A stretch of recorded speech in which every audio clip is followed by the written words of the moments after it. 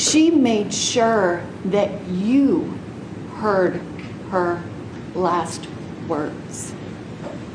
She called Nigea Jackson and said, Blaise, you're scaring me. Nigea heard him say, you're scaring me. I know you put something in my drink. I knew my drink tasted funny. Let me see what's in your pocket. Let me see.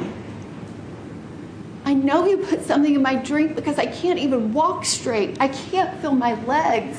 You put something in my drink. You did this so something would happen to the baby. I think I'm about to pass out. Jade Benning ensured that you heard her words that night. Was Jade Benning poisoned, or did she accidentally overdose? February 25th, 2003, central question the jury is going to have to answer once they get this case. Prosecutors say that, oh, she was poisoned. She was poisoned by Blaise Taylor because he didn't want a child, and she was pregnant and was going to keep her child.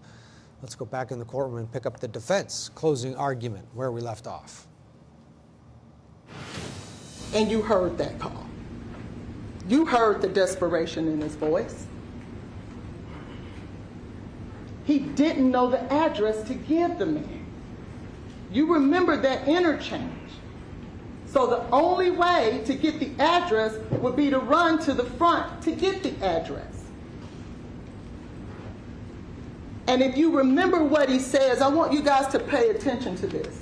He said the address is 1522-1550 Lebanon Pike. Most of the time when people give an address, it's only one numeric value. It makes sense that he ran to the front of the apartment or the condominium complex because that's the exact address he gave them. So then, after that, I went the wrong way. Then he gets off the phone with 911, and she calls back. So if it was 6 minutes and I'm sorry, the 911 call was almost 9 minutes. So that would take him right around to 9:47, and Nigea calls back to Jade's phone. And he answers. He didn't have to answer. It was Jade's phone. He could have said, I was dealing with an emergency. But he picked up the phone and gave her an update. Doing the responsible thing. Then after that, that call lasted about 2 minutes, she says. That takes us to around 9:49. EMS arrives at 9:48. And if you look at that slip from the EMS, because you'll have the right to look at the evidence, it's going to show you that EMS arrived about 9:48. And you heard him say, I can hear the sirens. I think I can hear the sirens. And then he goes out and runs to get them. Remember, on the call, the man says, put her on her side. So he did that. Then if you remember, as much as she didn't want to, she told you that Blaise ran out to meet them, at least at the door. So perhaps she rolled over while he was gone. We don't know. But nobody's calling 911 and doing all those things to help, only to put her on the side and try to kill her. So by now, EMS is there, so the time for cleanup is gone. Where was all this time for him to clean up? It's not there, because remember, those selfies was less than 60 seconds before the emergency call. The time just isn't there. So that's during. So when we think about during, there was only one person who called 911. Only one. As sick and as dangerous as it was described to be, only one person called 911. Frantic, running to get the address, doing everything that he could do. That's during. Now let's talk about after the investigation. Listen. What's unfair is 3 years later, Blaise is now held responsible to try to prove himself innocent, when one, that's not the law, and two, a lot of the evidence is gone. That's unfair. How can I prove my innocence when Detective Reese said he let the video surveillance camera get erased? How does the lead detective not get that surveillance camera that would have showed Blaise coming and going, Najee and Keontae coming and going? If he really ran to the sign, we would have seen that.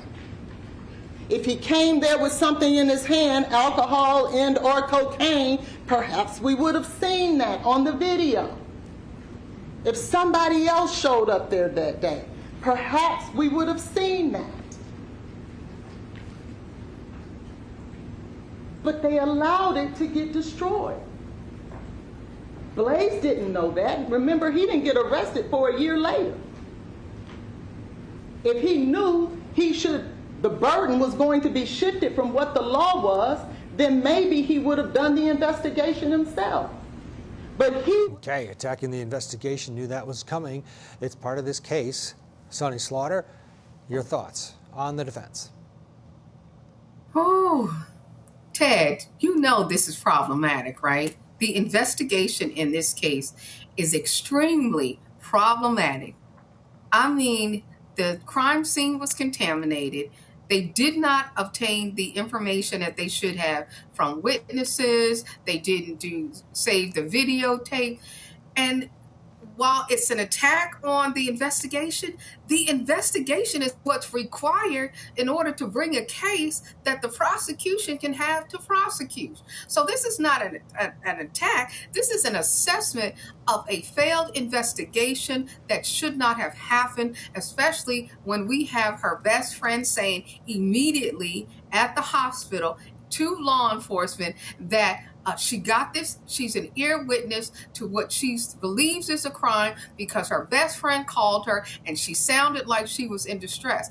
And they did not respond. They allowed the friends and other people to go back to the home with gloves, remove evidence, and then when they had the opportunity to investigate at the house, they didn't take food, they didn't take drinks, they didn't swab down anything.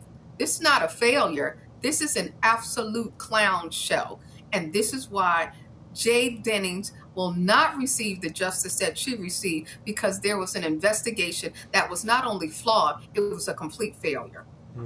Okay. Well, you're a law enforcement expert. You know it. A lot of defense attorneys, every case, you attack the investigation as part of the playbook, but there does seem to be a little bit of a there in this one.